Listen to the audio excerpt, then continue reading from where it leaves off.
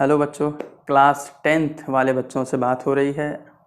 Class tenth के बच्चों के लिए न्यूज़ ये है कि उनका जो रिज़ल्ट है वो जुलाई में आ जाएगा। ठीक है। अब ये तो बात हो गई कि वो 11th में आ गए।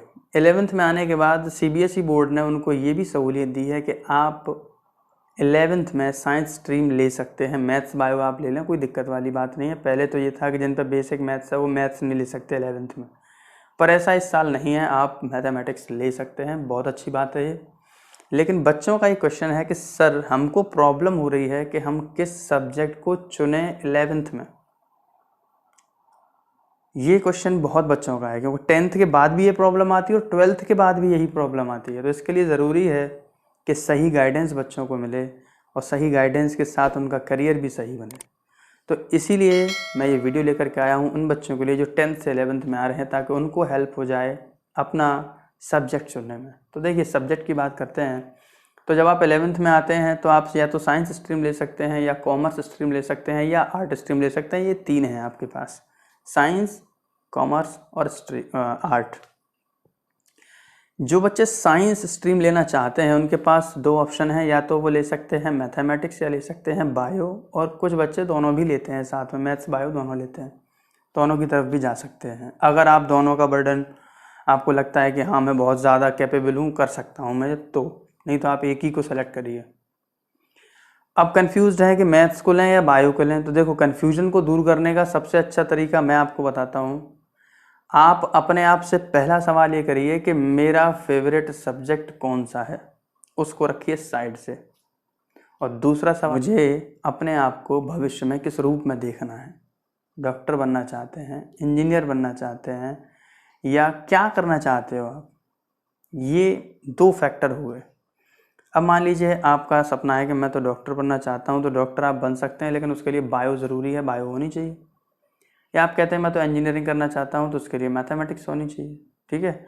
अब ये पॉसिबल नहीं है कि मैं डॉक्टर बनना चाहता हूँ लेकिन मैथमेटिक्स मुझे अच्छी लगती है, तो गड़बड़ हो गया, दोनों ही लिंक बिगड़ गए। तो फिर आपको इंटरेस्ट अपना अच्छा करना पड़ेगा। इंटरेस्ट को सुधारिए, इम्प्रोवाइज करिए उसको। ठीक है। अब ऐसे भी बच्चे हैं जिनको मैथ से डर लगता है, सर मैथ से बहुत डर लगता है हमें, और बायो भी अच्छी नहीं लगती, तो वो कॉमर्स की तरफ जा सकते हैं। कॉमर्स में जनरली अकाउंटिंग का काम है ना। अकाउंटिंग सीखते हैं आप उसमें। मैथमेटिक्स का थोड़ा सा पार्ट एडिशन सब्ट्रैक्शन ही है, ज़्यादा नहीं है। एडिशन सब्ट्रैक्शन परसेंटेज, ये छोटी छोटी चीज़ें आपको आनी चाहिए, बाकी चीज़ें आप उसमें सीख सकते हैं। थ्योरेटिकल पार्ट ज़्यादा रहता है उसमें, तो दिक्कत वाली बात नहीं है। लेकिन इसका सफ़र तय करना है आपको, तो उनके लिए है जो फ्यूचर में अकाउंटेंट के रूप में अपने आप को देखना चाहते हैं, या सीए के रूप में यानी कि चार्टर्ड अकाउंटेंट के रूप में अपने आप को देखना चाहते हैं, वो उसके लिए जा सकते हैं। ऐसे बच्चे जिनको इनमें बिल्कुल भी इंटरेस्ट नहीं है, चार्टर्ड अकाउंटेंट भी नहीं करना चाहते, तो वो फिर आर्ट स्ट्रीम के लिए जा सकते हैं, जिसमें हिस्ट्री, ज्योग्राफी, सिविक्स ऐसे सब्जेक्ट्स होते हैं, तो उनको वो पढ़ सकते हैं। तो जब आप 11th में आएंगे तो आपके पास ये चॉइसेस हैं, आप इनसे अपने आप को आगे बढ़ा सकते हैं। साइंस स्ट्रीम में 11th में सब्जेक्ट्स कौन कौन से रहने वाले हैं, तो देखो इंग्लिश रहेगा, फिजिक्स, केमिस्ट्री, मैथ्स से बायो में से एक या दोनों रख सकते हो आप।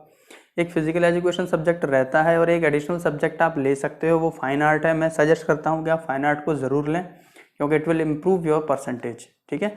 उसमें 70 मार्क्स का प्रैक्टिकल होता है, 30 मार्क्स की थ्योरी होती है, तो आपकी जो परसेंटेज है वो डेफिनेटली इम्प्रूव हो जाती है उसमें। ठीक है। फिजिकल एजुकेशन भी इम्प्रूवाइज कर देता है आपकी परसेंटेज को। तो ये सब्जेक्ट्स मैं रिकमेंड करता हूँ बच्चों के लिए कि वो इसको, इन सब्जेक्ट्स को लें। अगर कॉमर्स है तो कॉमर्स के सब्जेक्ट्स तो फिर सेपरेट हैं ही, उसमें अलग अलग सब्जेक्ट्स रहते हैं, आर्ट में भी अलग रहते हैं। तो 6 subjects you can choose in which there are 5 compulsory and 1 is additional subject. इस तरह से आप अपना जो सब्जेक्ट्स है उनको डिसाइड कर सकते हैं। 11th में जो बच्चे आ रहे हैं वो ये याद रखें कि कॉम्पिटिटिव एग्ज़ाम्स, चाहे वो नीट हो, नीट होता है डॉक्टर्स के लिए जो तैयारी करते हैं बच्चे, उनको नीट एग्ज़ाम क्लियर करना पड़ता है, और जो इंजीनियरिंग के लिए तैयारी करते हैं आईआईटी के लिए, उनके लिए आईआईटी जेईई का एग्ज़ाम होता है। तो ये कॉम्पिटिटिव एग्ज़ाम्स को क्लियर करने के लिए ज़रूरी है कि 11th के जो कंसेप्ट्स हैं वो बहुत अच्छे से पढ़े हों आपने। बच्चे 9th और 11th को बहुत लाइटली लेते हैं, 12th में जाकर के फिर ना होश आता है कि हमको बोर्ड एग्ज़ाम देना है, बोर्ड एग्ज़ाम देना है, तब फिर लगते हैं पढ़ाई में। तो अभी प्रॉपर टाइम है आपके पास, अच्छे से 11th के जो कंसेप्ट्स हैं उनको करिए, कंप्लीट करिए उनको, ठीक है।